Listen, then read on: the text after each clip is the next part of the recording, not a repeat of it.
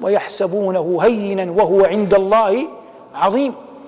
لكنه لو في آخر نهاره عند بيتوتته وهو يسلم نفسه للرقاد، لو حاسب نفسه أين قضى أكثر وقته، من خلالها سيعلم إن كان الله قد بارك له في عمره أو لا.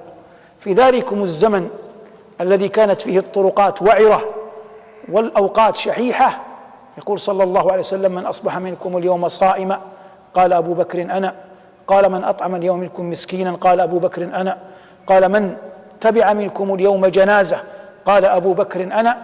وذكر أمورا اجتمعت في الصديق رضي الله تعالى عنه وأرضاه في برهة من نهار وضحا من وقت، لأنه رضوان الله عليه وهو خير الأمة بعد نبيها آتاه الله بركة في العمر وعلمه أين يقضي وقته وإلى ما تخطو قدماه.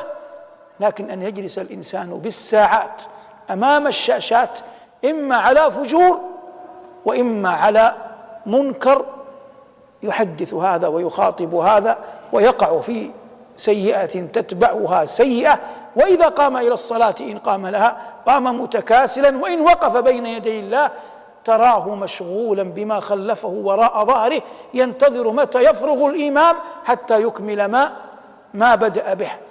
ونحن نقول: إذا وقر حقا عظمة الله وقرت حقا عظمة الله في قلبك، استحييت أن تشتغل بأحد غير شيء يقربك إلى الله.